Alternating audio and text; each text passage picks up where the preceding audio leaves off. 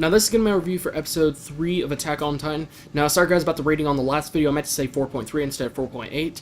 Now for this episode, I gotta say I like the pacing, how it actually slowed down quite a bit. We actually got to learn more about a lot of characters. Now at the end of the last episode, they did show a big group of people that were all getting ready to start their training in the forces.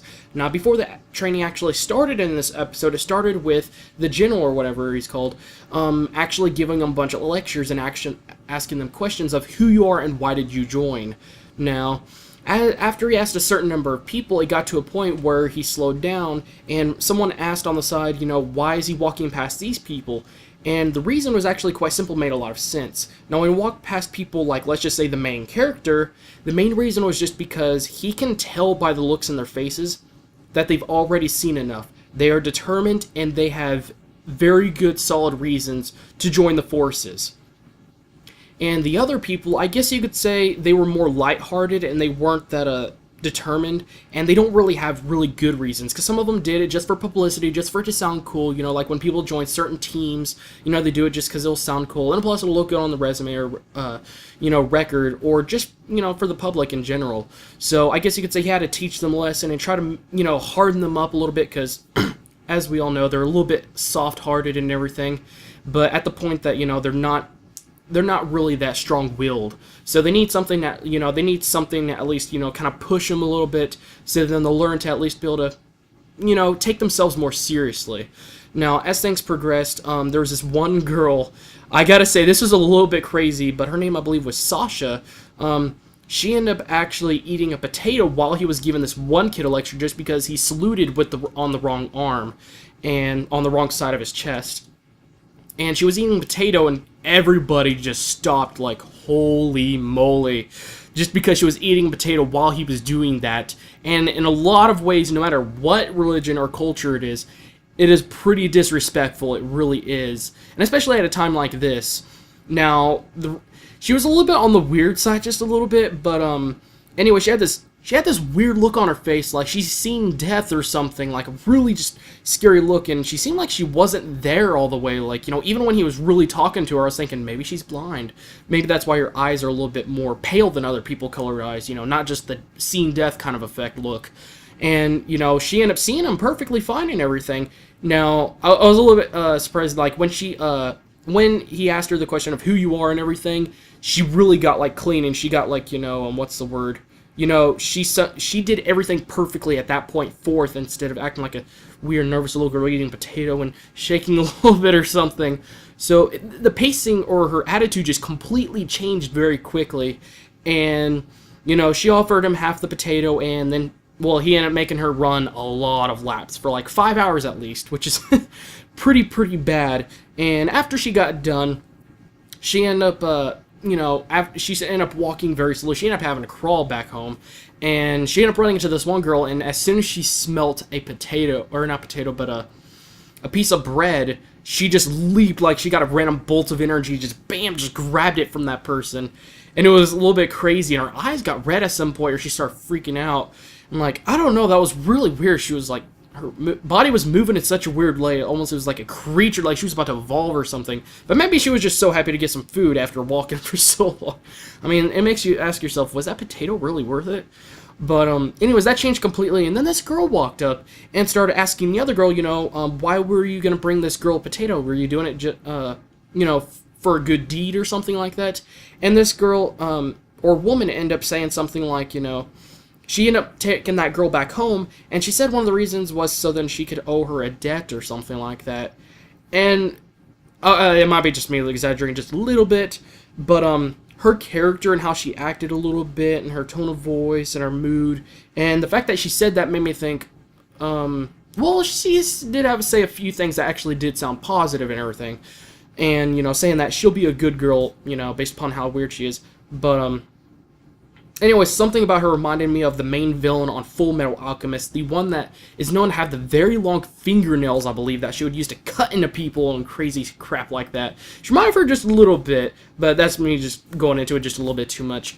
Now, as things started progressing, there was this one guy that the main character almost got into a fist fight with, and the only reason it stopped was because a bell rang, and I kid you not, I think that guy that he almost got in a fight with was the son of the guard that I was talking about in the last episode, because it's not just because they look similar and everything, but their attitude's the same. And, well, that might be just me, but it very likely will be true in the future, but we'll just have to wait to find out. Now, later, when it started, actually, they had a test, and they were supposed to, they had a belt wrapped around themselves, and they were being lifted up, and they were supposed to keep balance and be able to do it without falling forward. Now, the main character surprisingly failed, while the girl did a really great job. She was one of the best, or she was the best, and he ended up doing very terrible, but, you know, he really tried his best to do it as best he can. You know, him and his friends trained afterwards after everyone left and everything. And he started asking a lot of people, like, how do you do it? You know, give me some tips and everything. And he really asked for that. But, you know, towards the end of the night, you know, he asked these two guys, I can't remember their names, but, anyways, they started talking and everything, and, you know, they actually got to a point where they were, like, you know, asking each other's questions for their stories and everything. So you can see they were very engaging, and they actually got to know each other quite well. And they all had stories of their own, or at least most of them. And, you know, one of the guys, he actually saw a giant, and he's at least seen one, but he didn't, I guess you could say he didn't see things as bad as the main character did.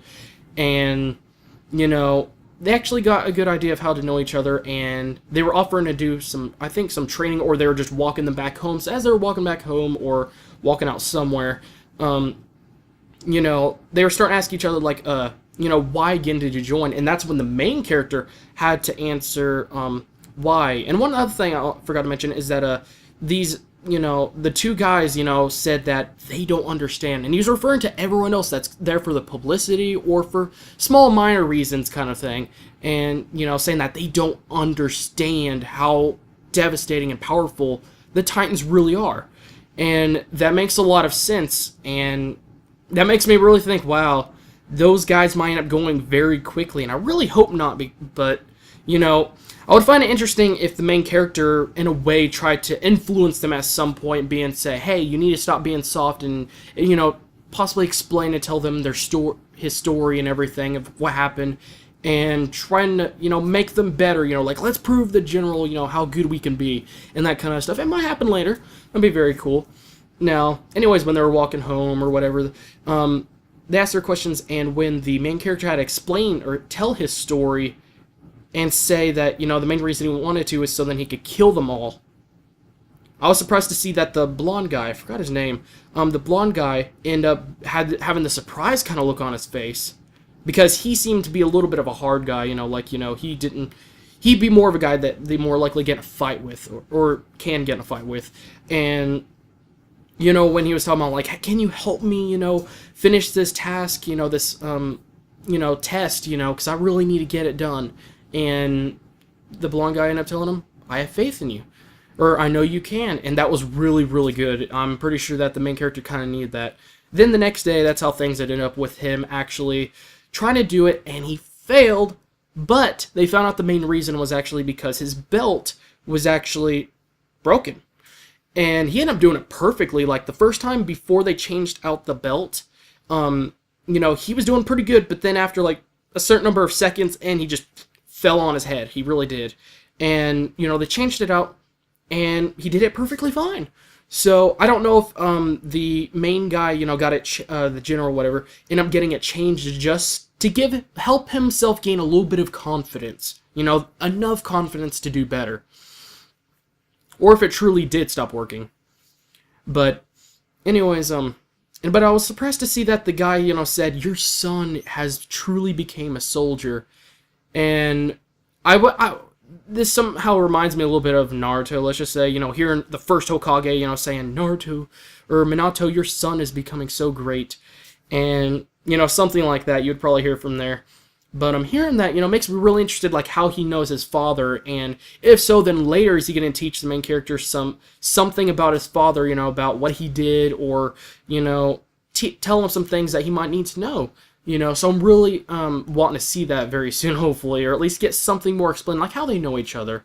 So I'm going to give this episode a 4.6 out of 5. I would say 4.5, but leaning towards more of 4.6 because there was a lot of things that happened. There was a lot of things that could each lead to different sides of the story, and the main character got to know a couple of people and got some friends, got a good idea of what group he's gonna be kind of hanging out with and everything, and got to know some people, and there were some very interesting things in this episode, really. And hearing other people's stories and everything, really getting a better idea how this world's going to be, and who he's going to, be training with and everything. So a lot really happened. It was a really great episode. They did a great job. So anyways, that's pretty much it. So thank you guys for watching, and I still have more reviews for you guys. So thanks again for watching. I'll see you guys in the next video.